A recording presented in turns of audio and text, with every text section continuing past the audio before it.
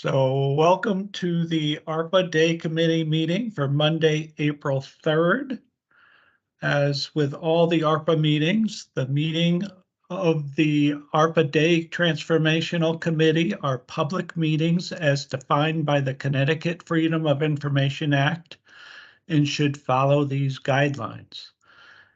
As this public meeting is held virtually, it will be recorded and made available to view on the DDS website. Committee members must make a good faith effort to state their name and title, if applicable, each time they speak during the meeting. If a committee member would like to speak, please raise your hand and one of the co-chairs will acknowledge you.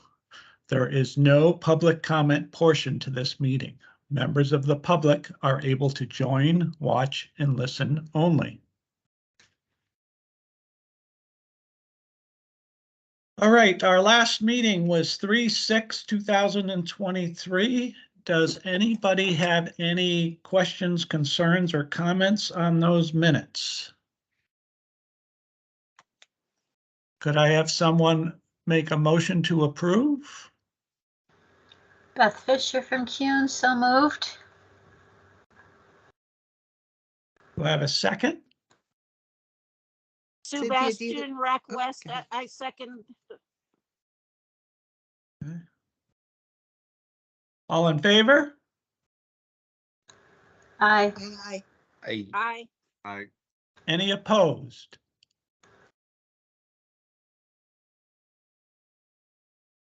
All right. Minutes are approved.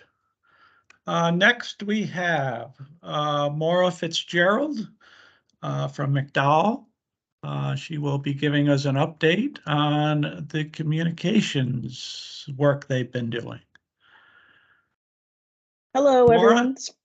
Maura, while you're talking, I'm going to go off camera and try to get a hold of Betsy. I don't see that they're on yet, so just see what the holdup there is. So Okay. go Hi, everyone. right ahead. Thanks. All right.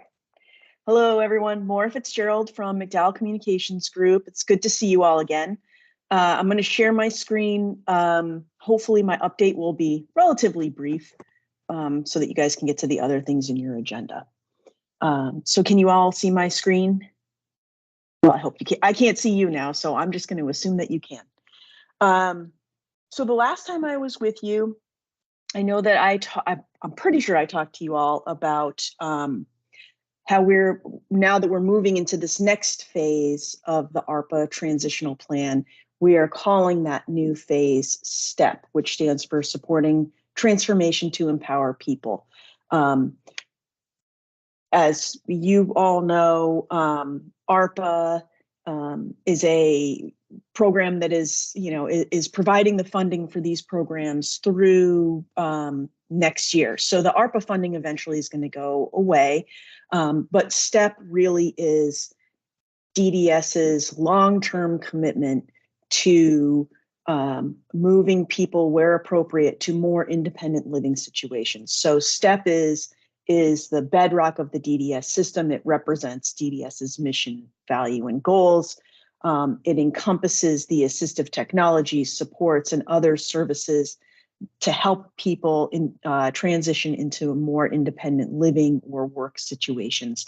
And it's going to outlive the current ARPA funding. So that was the reason for the transition to STEP. And so I wanted to show you today, we have designed a logo for STEP. And this is it just in 3 different forms. But this will be the STEP logo moving forward. And so we'll be using this branding on various one-pagers and different things that we're going to be working on for DDS. Our next newsletter will feature this logo.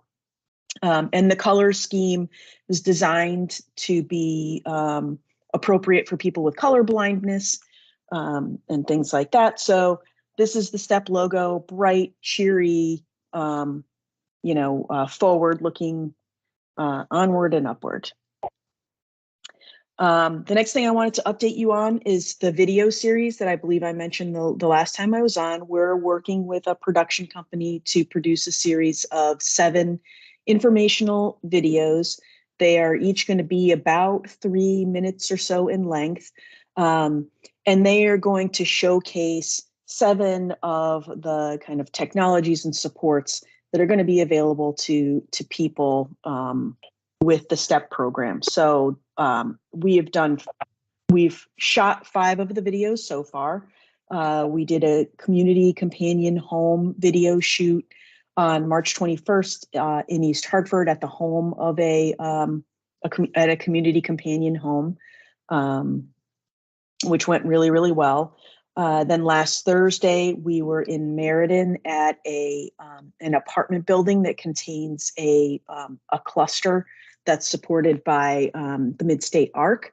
And we filmed assistive technology and remote supports. And then the following day, last Friday, we were out in Canton at a FAVAR facility shooting in-home supports and supportive housing. So all 5 of those have now been shot. We do need to go back to Meriden to shoot a little bit more. One of the people that we wanted to feature in the video there, he was ill last week when we were there. So we're going to try and get back down there to just get some footage of him in action.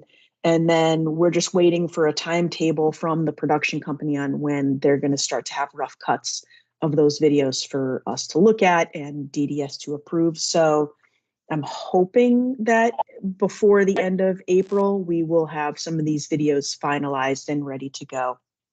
We have 2 videos that are still yet to be produced, and those are videos on employment and self-direction. We've got a few leads on people and things to film for those. And so we're going to be working on kind of laying those out and hopefully getting those produced in the next few weeks. So along with each of the videos, we are going to have informational one-pagers. Each one-pager is going to contain info on the support that's featured in the video. Right now, we're working through edits on the first of the one-pagers, which is on in-home supports. Once that's finalized, it's going to be sent to our graphic designer, who's going to design a template that we're going to use for all the rest of the one-pagers. And we're also currently working with DDS's subject matter experts to gather the information that we need for the other 6 one-pagers. So the thought and the concept is these videos they'll go out to case managers and to providers and whatnot prior to being released to individuals and families. With those will be the one-pagers that accompany them. So if an individual is with their case manager and the case manager says, hey, there are some assistive technologies that, you might be interested in, and the individual or their family is, I'm not sure, well, the case manager could say, well, here, just let's watch this short little video on assistive technology so you can get some more information. And then the case manager can also give them the one-pager that they can take with them that has in it kind of a description of what the service is, what's provided, what challenges there might be to using that support or that technology, and some, links to places where they can get some additional information on it. So that's kind of the concept, and that's where we are with those. And then I know this is a little bit crazy to look at. This is the month of April and the things that we are planning to do. So for individuals and families, that's the top, the light blue. These are probably a little too aspirational. I think these are the technology and supports video series. It's probably going to get pushed back a little bit. We're working on the next step newsletter that will go out. We're aiming for the last week in April. Will go out to everyone and will be sent to all of the committees and providers and DDS staff prior to it going to individuals and families. And then we're still looking, I might have mentioned this on the last meeting that you had, but we're working on building a library of DDS success stories. So individuals who are using assistive technologies or remote supports or anything. So if you know of anyone who might want to just either talk with us, or we can send a few just quick questions about, like, if it's, let's say it's an assistive technology, like, you use this assistive technology, what does it do for you? What do you like about it? What might be a little bit difficult, that sort of thing. We'll try and get a picture of them. And then those will be kind of like short little highlights that will be featured on the website, and also will go again to providers and case managers and others, so that as individuals and families are trying to think about supports and technologies that they or their loved one could use, we have these success stories so they can kind of start to see in themselves that these are possibilities for them. We also have a number of things that we're doing for DDS staff, in addition to the newsletter and some other items. And so that's kind of all laid out on this communications plan for the month of April. And I believe that's my update. If anyone has any questions, I'm happy to answer them. Maura, this is Keith Lavalette. The last two videos, do you have a date of when they're going to be shot? We do not, because we are still, this is Maura Fitzgerald from McDowell Communications Group. We do not have those dates yet, Keith, because we don't have solidified yet who the people are that are going to be featured in those videos and how we're going to shoot those. So we kind of need to get all of the logistics squared away first before we can get the video shoots done. And once the video is shot, how long does it take to go from when it's shot to when it's available for DDS to view? How long does that take? This is Maura Fitzgerald from McDowell Communications Group. It depends. I'm trying to think. This is all being done by the production company, not by us. We worked with this same production company while I was doing work for DPH on the COVID vaccines, and we shot some commercials with the same production company. And it's been my experience that they turn them around pretty quick. I would say that they could probably turn them around in 2 weeks' time. And there'll be some going back and forth. I think there's some kind of post-production work that needs to be done in the studio with a DDS employee who we have identified, who's going to kind of be like the voice of these videos, just kind of introducing them at the beginning and kind of closing them out at the end with a call to action. Like, if you want more information, here's where you can, here's how you can get more information on the technology or the support that was featured in the video that you just saw. So we need to get that person into the studio to record his segments that will be on the front and the back of each of the videos to kind of tie them all together. So I'm not entirely sure right now, but I would anticipate that we will have what we would call rough cuts for DDS to look at in, say, maybe 2 or 3 weeks. Okay, thank you. This is Keith Lavalette at DDS. Jennifer? Yes, thank you. This is Jennifer from UCP Eastern Connecticut. Maura, thank you for your update. I did put in the chat that we have a couple that we did an AT installation for, a pretty large one. And I put in Shannon Tabor is the person to reach out to at my agency. I know she'd be happy to introduce you to those folks. They have signed a release, and we were talking about doing some video with them as well, because really was really very successful for them. They're thrilled with the installation, and it was a very large one. This is Maura from McDowell Communications Group. Thank you very much for that, Jennifer. We'll definitely reach out to Shannon. Great.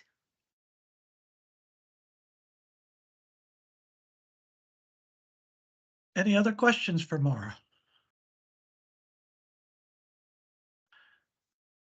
Thank you, Maura. I know you have somewhere else to get to, so enjoy, and I appreciate your time. Thank you all. Okay, this is Keith Lavalette, DDS. Next, we have Betsy from Deloitte giving us an update on all the work that they're doing. Betsy? Hi, Keith. Thank you. This is Betsy Bella from Deloitte Consulting. So we are moving forward as we prepare for phase 2, and we have today an update on plans that have been received from providers as part of phase 1 of STEP. I see Jennifer's hand is still up. Is that a leftover? So we want to make sure if anyone had questions up front that we address them. So we wanted today to give you an overview of some of the plans that have been received and some of the highlights and pieces out of them. All right, so we've received 5 plans so far, and we expect at least 1 more this week. It's a little past the deadline, but there's some flexibility. So there are 2 have come in from West, 1 from South with another one expected, at least another one, and 2 from North. So altogether 2 day and 4 residential, because 1 provider submitted for both. At this stage, most of the plans are fairly different from each other. And all note that this is either work that they already plan to do, that the incentives are making easier, or it's support that individuals and families have been asking for that can now become more feasible.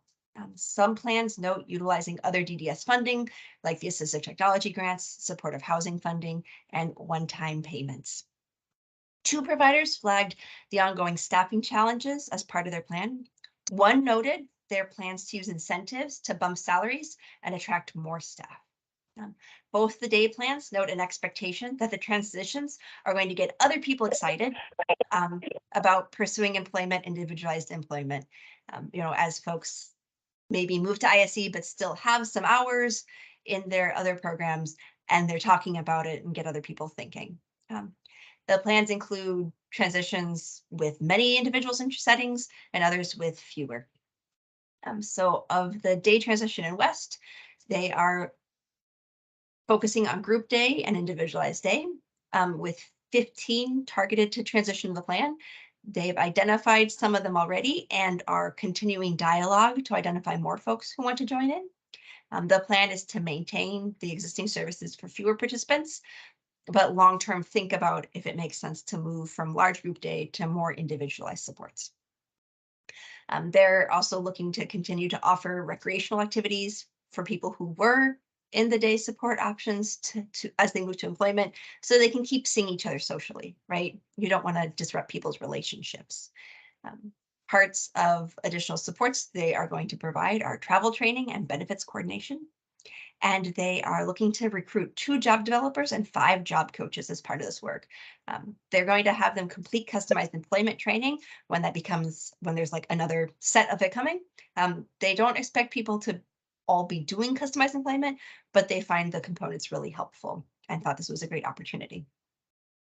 A residential transition coming out of the West region. There are 11 CRS settings included in this one. They're going to close some of the settings, bring in folks from the wait list or with greater behavioral medical needs to fill vacancies in others. They are going to base the adjustments in the staffing on who's really coming in. It includes many individuals, as you might expect, with 11 settings, including several who previously, or for some cases for a long time, have been expressing interest in greater independence, and others where, as the provider started talking about these opportunities, had the opportunity to raise their hands and said, I'm interested too. They're recruiting additional staff, including management, because it's such a wide scale. And they're newly looking to add remote supports and use assistive technology. This provider does not currently use those elements, but they're looking to even create a test kitchen and living area for people to learn about and test the options. Something we see in many of the plans is frequent meetings, especially right around the transition time period. So they'll be meeting every 2 weeks with individuals during those first 60 days, make sure people really have the support they need. And also, because there's the clause about if people want to move back. So this gives that opportunity to really confirm individuals want to stay in the new setting. They've already started plans to continue meetings and conversations. And then where folks are maybe in a CRS and they want to stay connected, They're working with individuals to set up plans to stay connected. And some people are interested in moving because they don't want to stay connected. So also making sure people have that option. And everyone in the plan who's been identified already receives a rent subsidy that can carry over since it's a CRS transition, or they have enough income to cover the rent. So that is one of the largest plan that's been received for, just residential or just day. But when we talk about South, we have a plan that's for both residential and for day. The residential just focuses on one CLA. They will be moving to close the CLA. And then those residents are either going to transition to IHS, or they also have that option because, of course, STEP is individualized. If they aren't ready to move towards more independence, they can move to another CLA or CRS operated by the provider or access the portability. So this provider has laid out a transition house model. So they're going to move to IHS via a sort of a CLA that's set up differently. So the transition house is set up as individual apartments, and people living in those apartments can live as if they are receiving IHS with remote supports and assistive technology, but there is someone who's there 24 hours. So it provides a safety net, an emergency opportunity, and also is, helps with if people have concerns. They are planning to work with DDS to identify and access rent subsidies. And then while they're in the transition house, specific classes to help them prepare for full community living, independent living, as like stranger danger classes, healthy cooking. There's plans to integrate peer mentorship into the model. And then once they are feeling prepared, then the actual transition is moving from the transition house into IHS.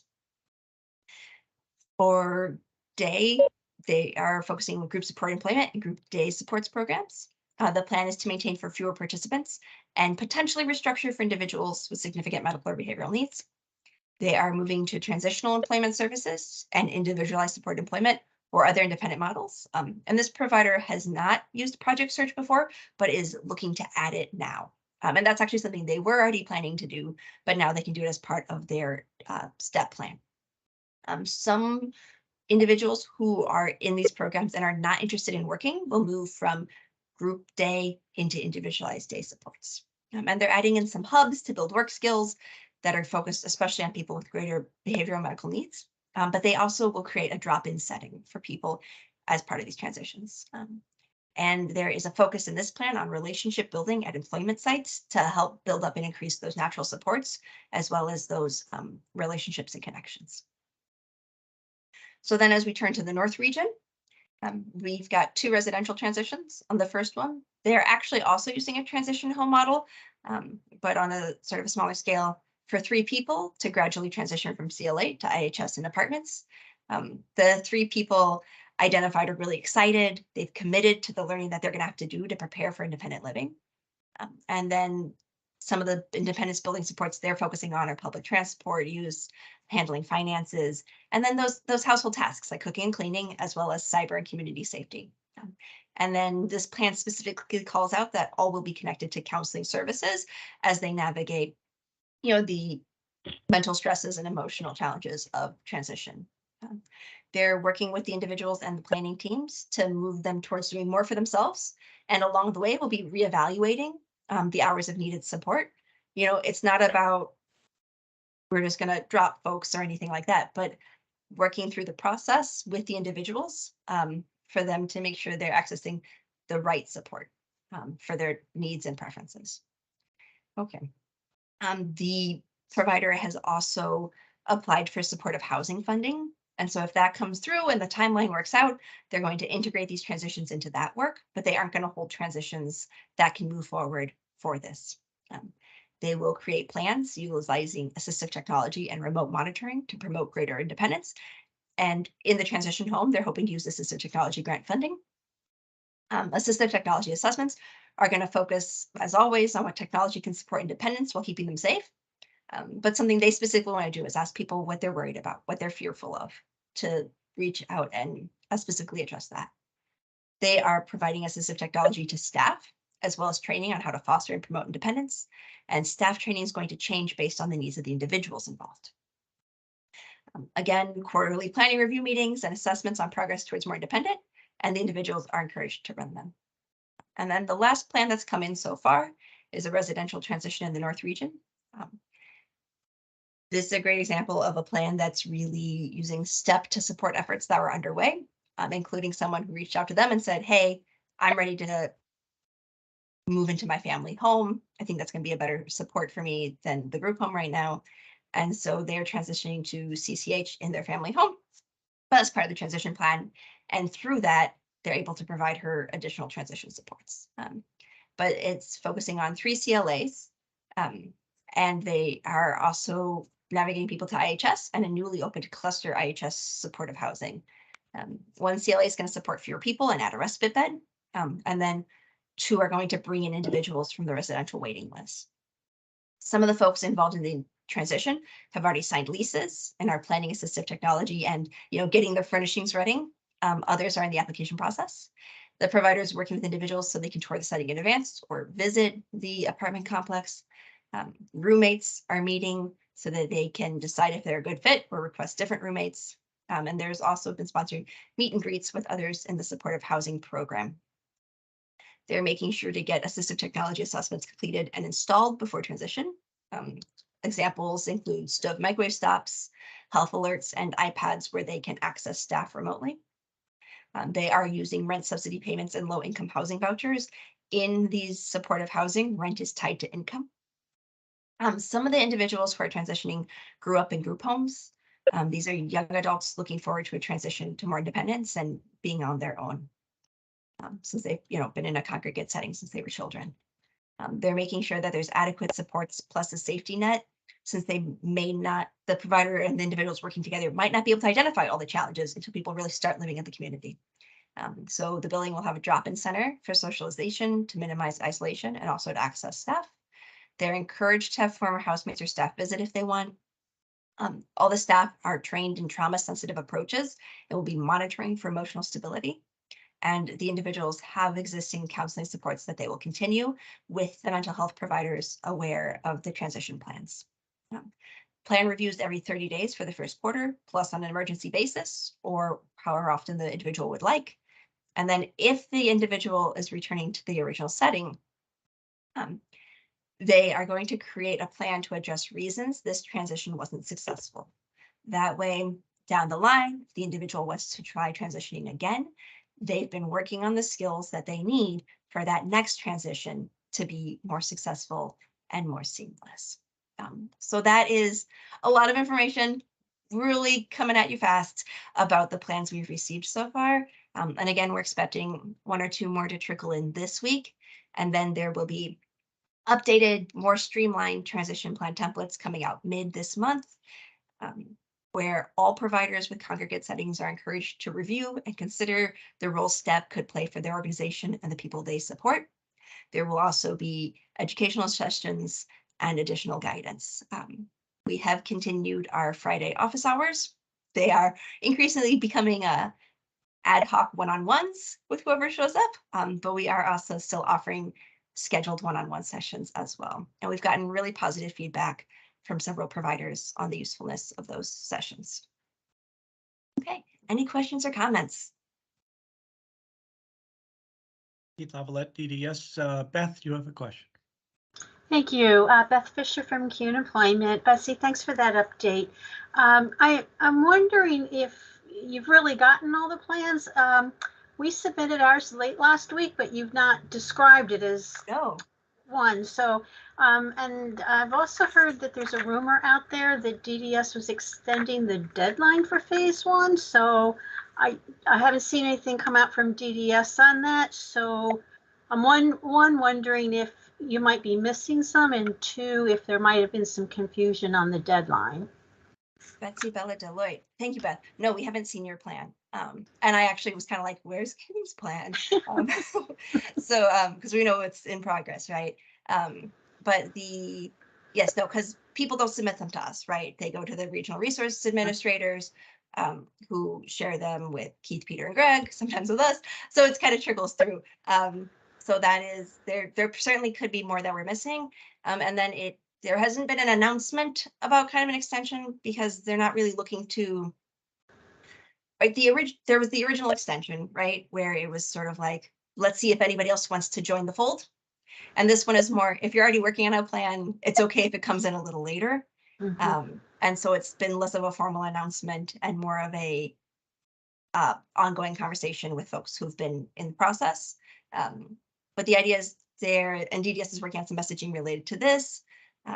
But this idea that there's not a hard stop between phase 1 and phase 2, right? There's new documents, there's new guidance. So if somebody hasn't started a plan yet, we would recommend waiting for the new templates. They're a little simpler based on feedback we received from providers who've worked with them, as well as the regional resource administrators.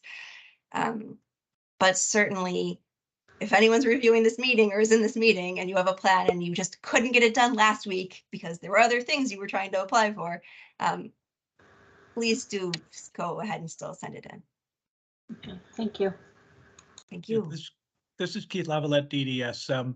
Yeah, if you're working in the phase 1 templates and you're started them already, if you continue to work on them and get those into us, that would be great.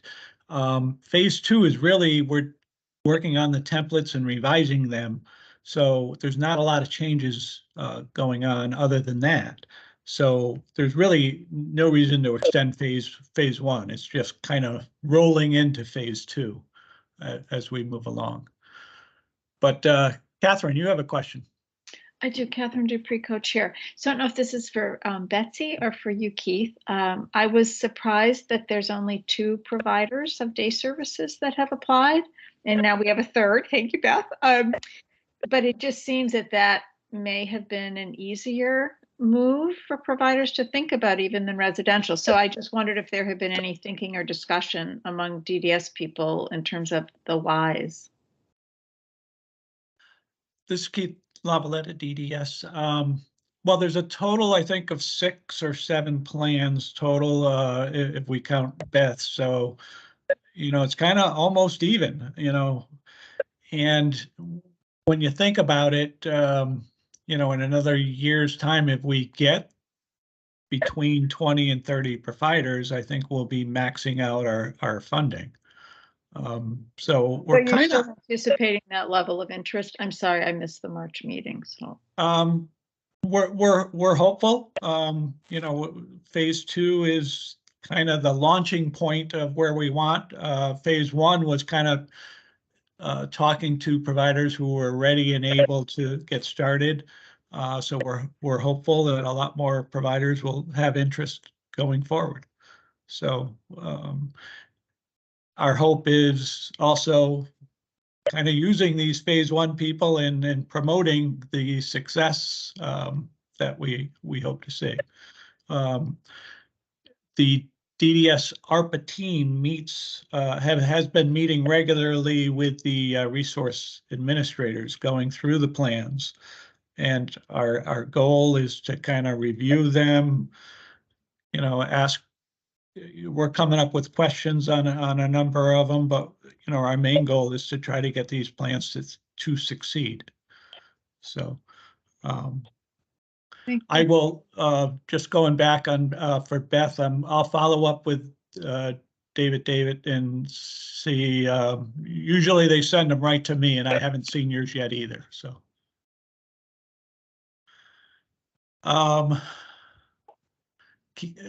Jennifer. Yes, Jennifer Keatley, UCP Eastern Connecticut. UCP submitted a plan to David about 3 weeks ago, and we've not heard any feedback whatsoever on that plan. So I'm not sure if it's, wholly rejected, or there's another review process, or it just hasn't gotten forwarded. But at any rate, I did want to just let you know that we had a plan. One of the things that we found challenging with the template, especially the financial spreadsheet, was there's really no incentive for someone, as it's in the spreadsheet anyway, to move from group day to a transition program. That we did not see in there. And we're struggling to find people who are in a position to move beyond a group transition program into an individualized day or customized employment where they're really starting at a place where at 50 some years old, they've never had any employment skill training and really would benefit from that. So, but we did find a few people that we thought that would be a great next step for them. And they're very excited about the possibility of having individualized employment moving forward. So I don't know if that's a consideration for some of these plans or not, but that is certainly something we'd like to see people move in steps as opposed to, you know, really identifying people that are ready to move to employment after never having worked before. Keith Lavalette at DDS. I'm wondering if both Beth and Jennifer, if you could send your plans to me just so I can follow them along. And because Jennifer, your plan hasn't been rejected, but it just hasn't been seen by us yet. So I need to follow up on that and see what the issue is. Catherine, your hand's up again.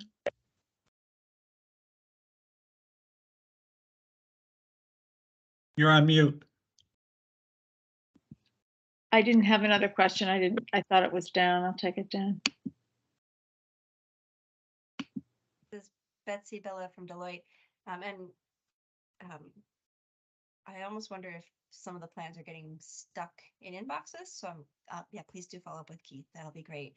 And to iterate also and anyone who's been to a Friday office hours has heard us say this, but these are not applications that will just be rejected, right? This is the start of a conversation between providers and the regional offices, where there will be, like, nothing has been fully approved and certainly nothing's been rejected. Everything's moving forward at this point, or is stuck in a spam folder somewhere, but they are all moving forward to be reviewed and discussed. So, you know, this first phase,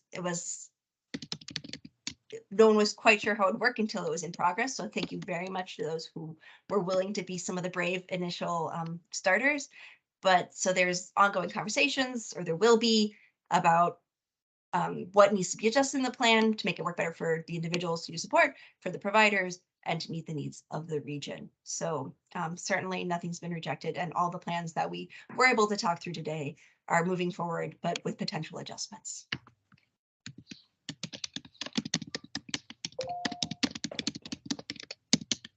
Does anybody have any other questions at this point?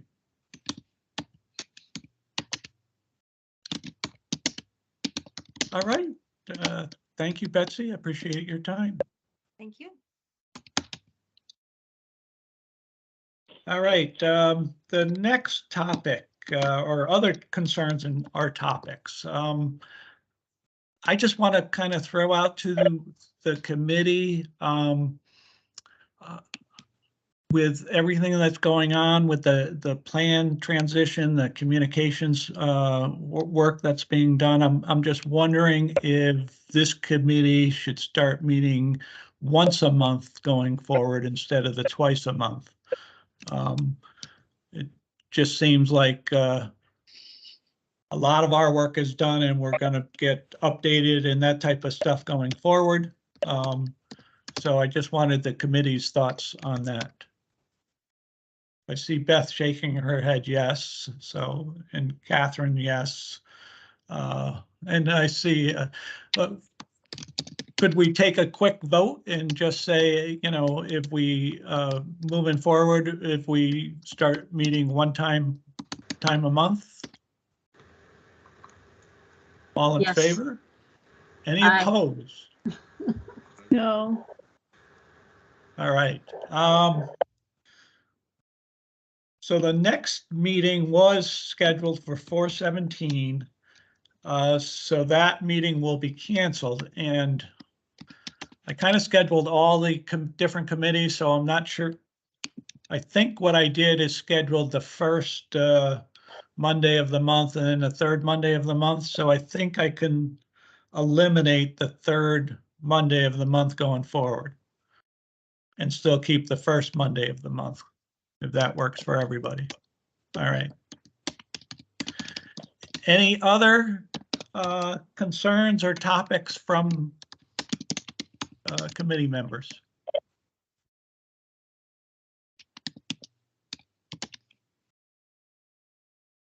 All right.